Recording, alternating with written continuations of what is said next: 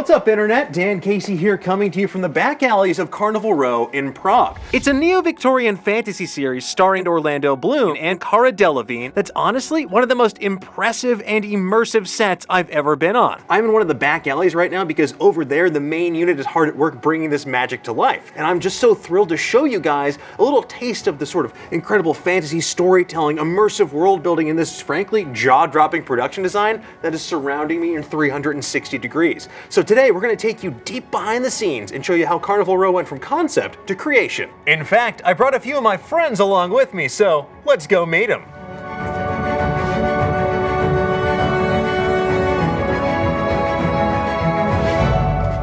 Hey, what's up, everybody? Hi, Dan! How you guys doing? All right, we have Erika, Ishii, Amy, Vorpahl, Aliza, Pearl. What do you guys think of Carnival Row so far? I'm already a fan of the show, and so I'm really excited to be here in this whole world. And I've only seen snow fall from the sky once before in my life.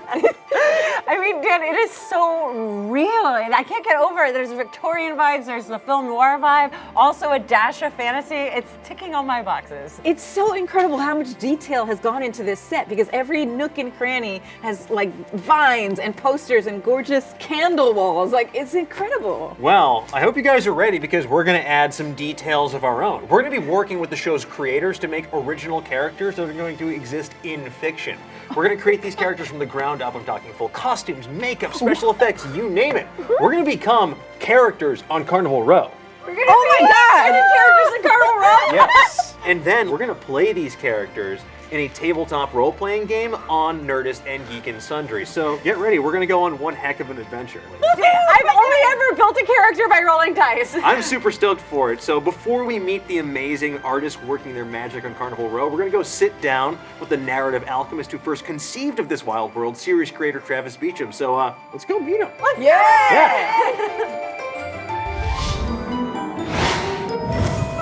So folks, I am here with Travis Beacham, the creator of Carnival Row, and we're about to get super nerdy with it. What is Carnival Row? How do you conceive of it? Where did this idea come from? I wrote it in film school about like 15 years ago. It was kind of a cyclone of influences. Like I'd just gotten back from a trip to England where I'd seen the Royal Shakespeare Company do like a very dark interpretation of Midsummer Night's Dream. And I was reading a lot about Celtic mythology and reading about Jack the Ripper and, you know, in film school, so watching a lot of film noir. And then somewhere in all that, it all just came together into this idea. It became the thing that really launched my career. I couldn't get the world out of my head. But you really created this whole world. There's multiple continents. There's Tiranoc, Ignota, Mesogea. Tell us about those. The world can be divided into two hemispheres. There's the hemisphere of man, and there's the hemisphere of all the other creatures. In the hemisphere of man, it's the continent of Mesogea, the center of the world, where all the imperial power is. And in the other hemisphere, you have two continents kind of connected to each other, Tiranoc and Ignota. And Tiranoc is the classical world where all the Fae live, and Ignota is where everything else is, the Tro, the Pucks,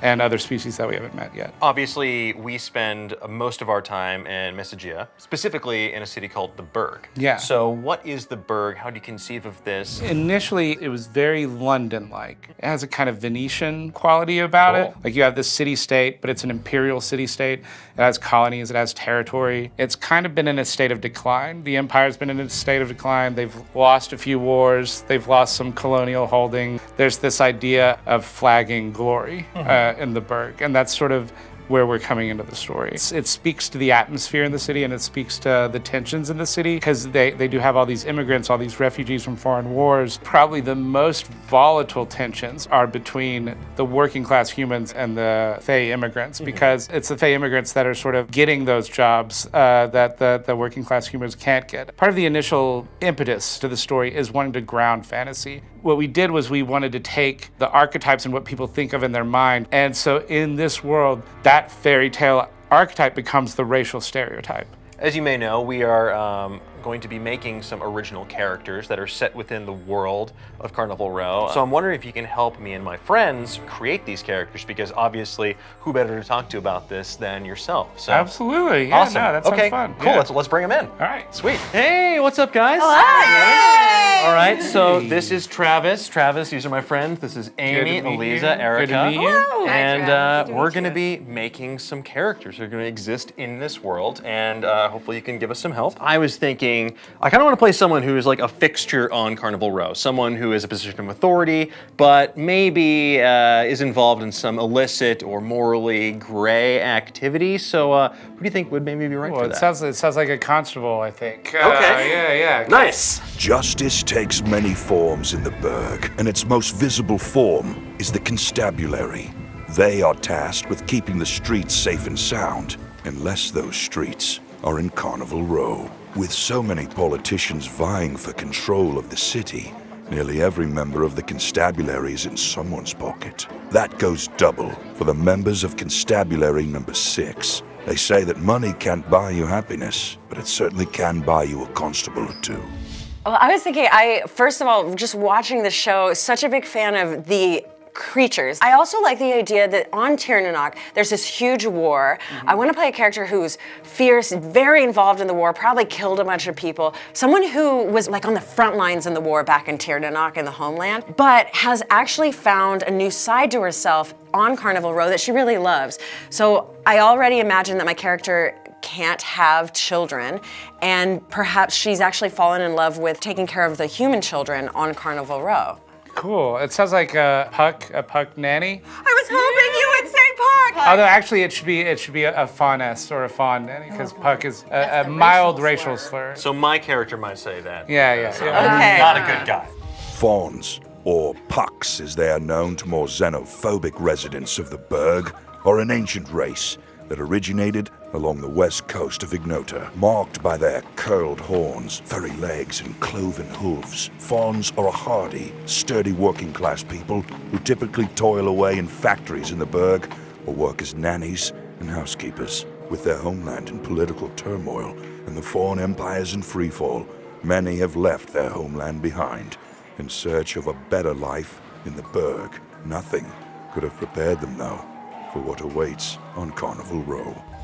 Well, I am a fan of characters who love to absorb knowledge and who have a lot of lore and history. I also really would like to play someone who's connected to the homeland in a really visceral way. I think whoever I play in the war had a role, and someone who probably had to step up during the war and help out either as a healer or a medic of some kind. It sounds like a Mima, a fairy priestess, kind of the scholar/religious class. Among the Fae, the Mima are regarded as spiritual leaders, priestesses who preserve the traditions once practiced in the fairish homeland of Tirnanok.